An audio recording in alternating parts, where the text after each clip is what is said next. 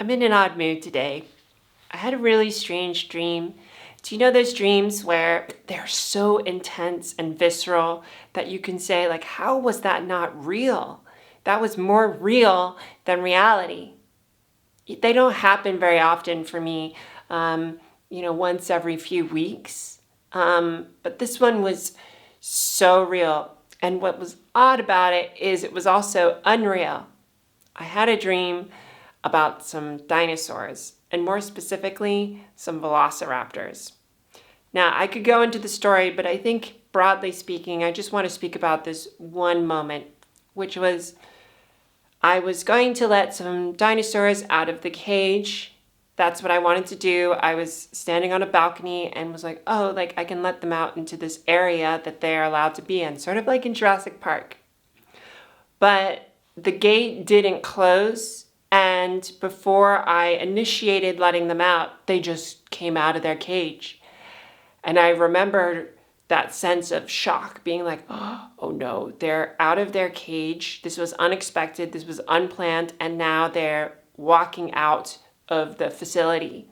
And both of them, they were velociraptors, really tall, walked around up the stairs and started like checking me out,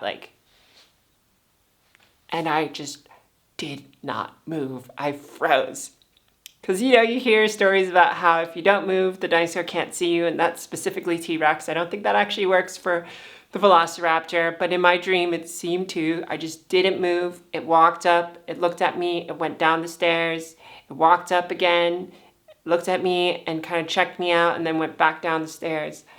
And I was so afraid of this thing that could basically just destroy me. And my spirit guide came in as a wolf and actually sheltered me from the vision of the velociraptor, and then I kind of went into the wolf's cloak, and then it kind of resolved itself. But at the end of the dream, I said something which I woke up kind of starting to recollect, which was, it's funny how humans think that they can be beyond nature until they confront nature and its true power, which is that nature can really just destroy us. Man acts as if they are invincible to the world. They think they're beyond nature, but ultimately we are of nature, and though we treat the environment in a way that doesn't seem to like, it can ultimately destroy us. And there's that kind of moment. I don't know if you've had this moment where you've confronted something in nature, whether that's just like a bear or a snake or a spider or just something in nature, maybe a waterfall, just something in nature that has just made you go, oh my God, this is so much bigger than my whole world, and I feel infinitely small in its embrace or in this moment. I had a friend who climbed a mountain the other day, and he said, you think, okay, I'm going to go up top of a mountain and it's going to be fun. But then when you're on top of a mountain, you're on top of a mountain.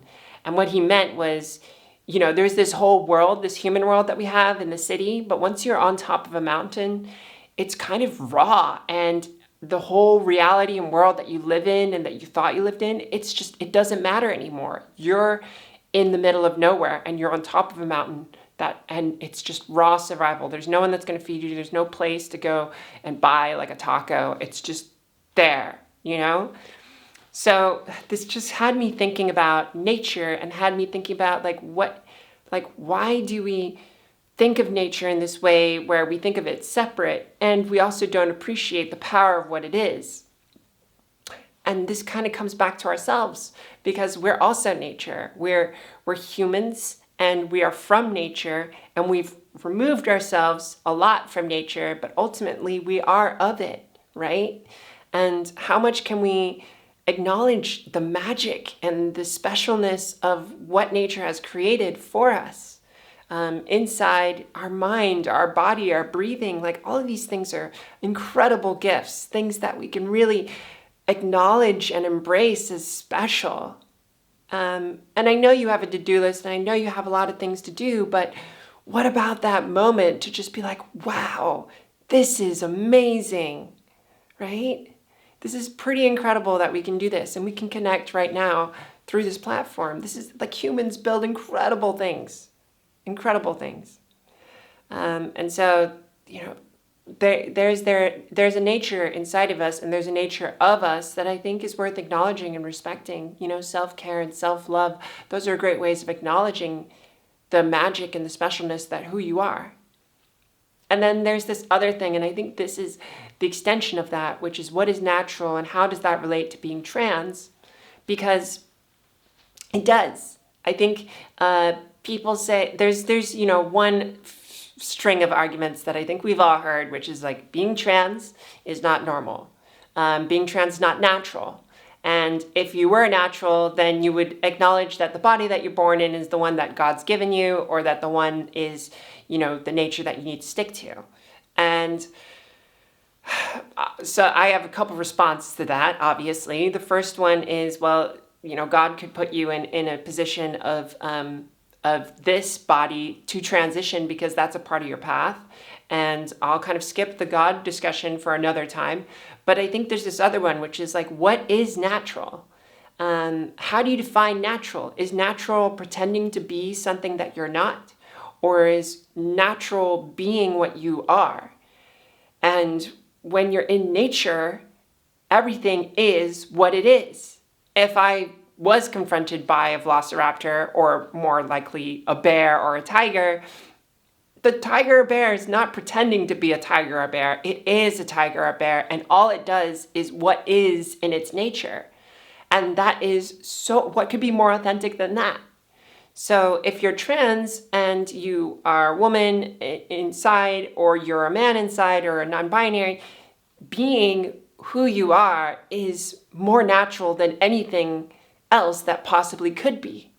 So I don't really have anything to say today, except that, how can you be more natural? How can you be more in your nature of yourself? And how can you acknowledge that magic, that specialness within you that's so powerful? Yeah. So, I just wanted to share that with you today. I don't know if you saw my video yesterday, but I have some spots for doing some life coaching, and I would love to work with some of you. If you're interested in that, shoot me an email, drop me a message in the comment section. I can respond if you have some questions, and we can talk some more, see if it's kind of a fit for you. I'm really excited to do this. And if you're new here, leave a comment below and say hello. I'd love to see you. I read everything. And I'm a little behind. I'm like 24 hours behind on some of the comments. So I hope you have a wonderful day, and I'll see you on Monday. Bye.